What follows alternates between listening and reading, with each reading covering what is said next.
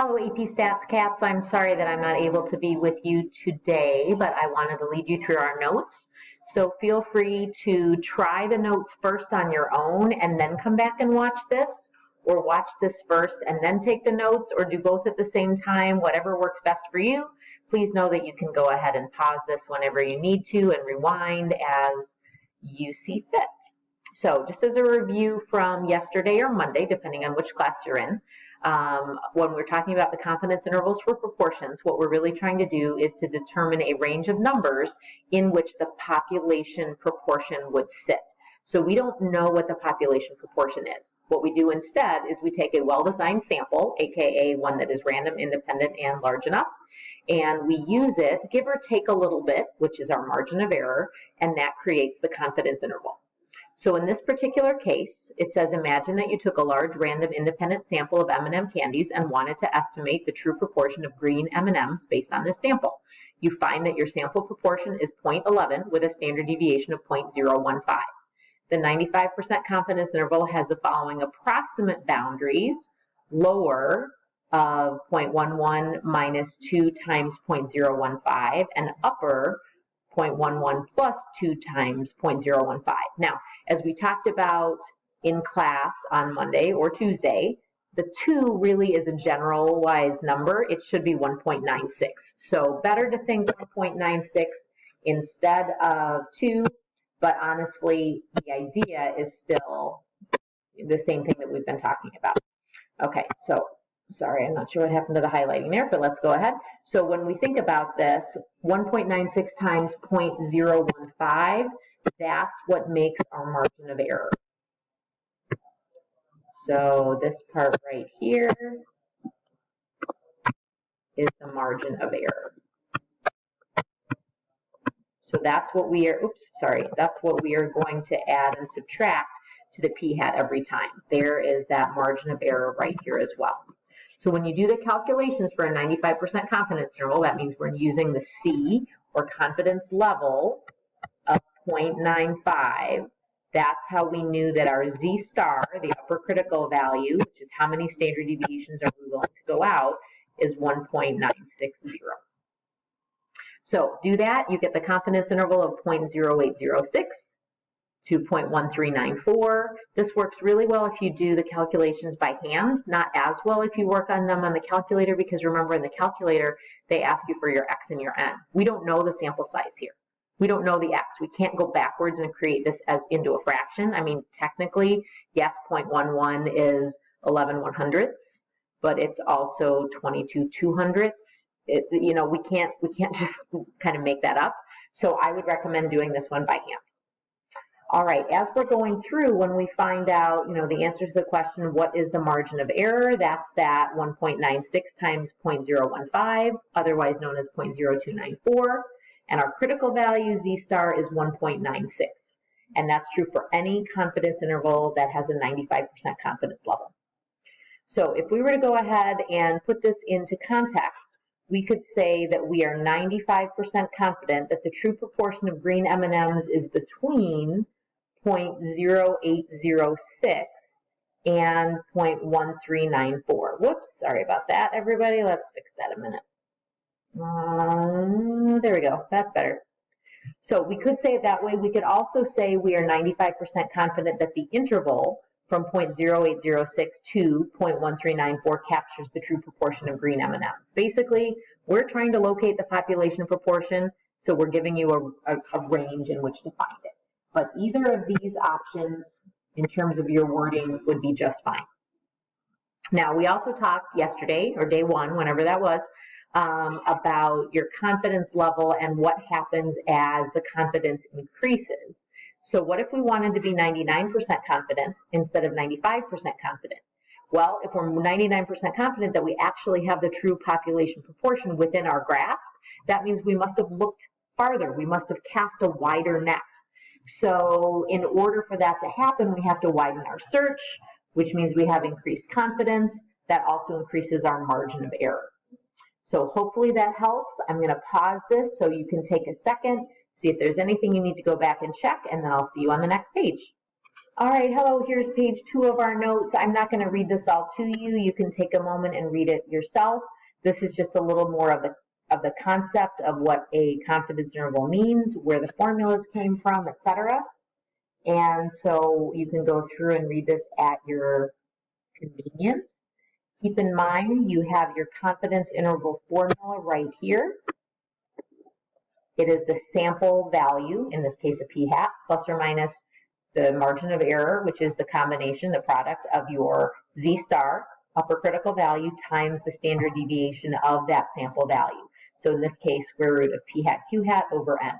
Remember, we use p-hat and q-hat in the standard deviation formula because we don't know p. We can't use p in a formula if we don't know what it is. So we use the next best thing. Remember that the final answer for this interval will be written in interval notation. So parentheses, minimum, comma, maximum, close parentheses. So it will always go from small to big. Also, over here on the side, I'd like to point out the 3 most commonly used critical values. They are the Z stars for 90, 95, and 99% confidence. You'll also find that 98% confidence seems to pop up in questions a lot. And so you might say, well, hey, what if I want to find something and I don't know what it is? Well, part 1, you can actually find it on the bottom of table B, which is also known as your T distribution table. That is part of your formula packet and table packet. And I can talk to you more about that in class. But also, here's a way you can think about it in terms of looking on your calculator. So, as I say here, you can also find these upper critical values in the calculator. Start by drawing a picture. Imagine that you would like 90% confidence. So what would that look like? Well, 90% confidence means the central region has 90% of the graph. So take a look at this normal curve here. We've got 90% in the middle because there's 100% of the data under the curve. That leaves 10% on the outside of the middle because of symmetry. We have 5% and 5% on each tail.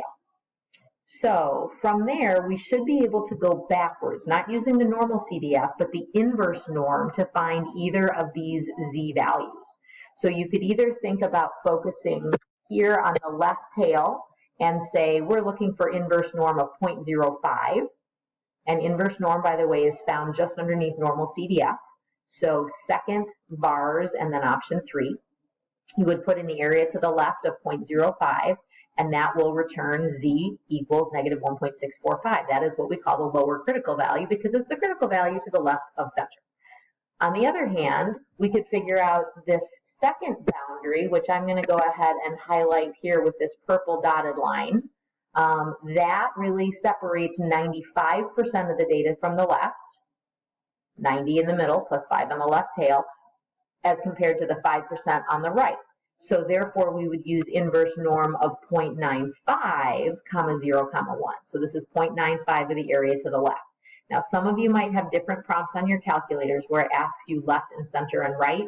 I'm talking always in terms of using that left number. I can tell you more about it in person if you want to play around.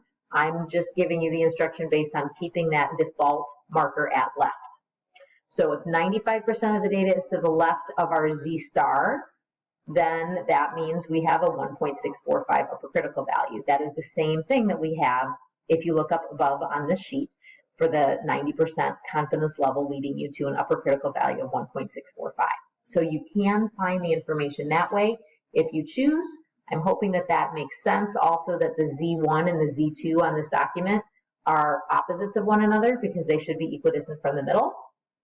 Just one of them is on the negative side and one of them is the positive side. All right, see you on the next page.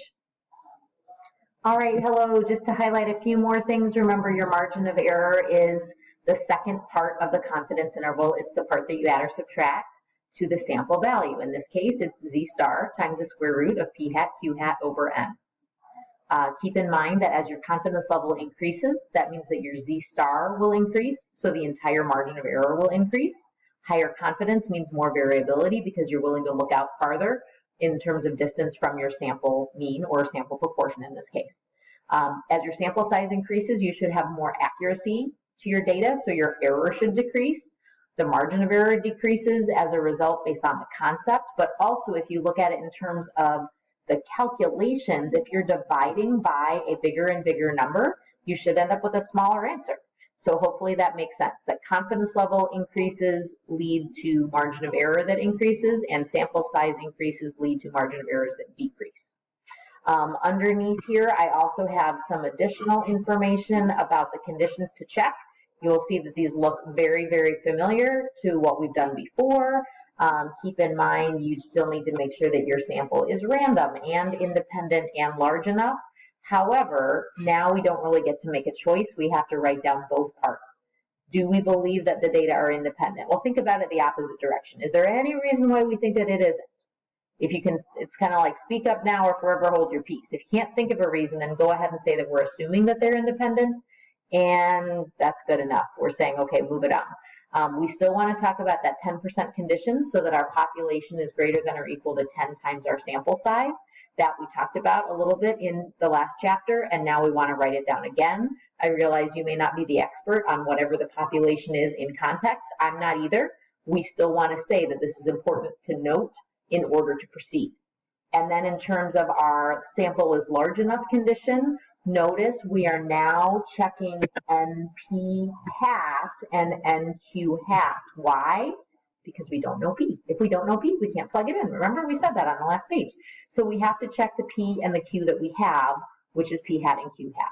If, in fact, all of these conditions, which now there are 4 of them because 2 parts to independence, then if they are all true, then we can conclude we can calculate a 1 proportion confidence interval. And so instead of saying it's okay to use a normal model, that's what we would say at the end. Does this part kind of get a little long? Yeah, sorry about that. But it means that our calculations can actually be believed, so it's worth doing. On the bottom of this page, I've included the calculator instructions for how to find a confidence interval for proportions on your TI calculator. We went through this already in class. I want to just review a couple quick things. When you are inputting the numbers, you want to put in X, which is your number of successes. If the problem tells you X, then that's great. If the problem tells you a percentage, you may have to multiply the percentage times your sample size to get back to what this X is.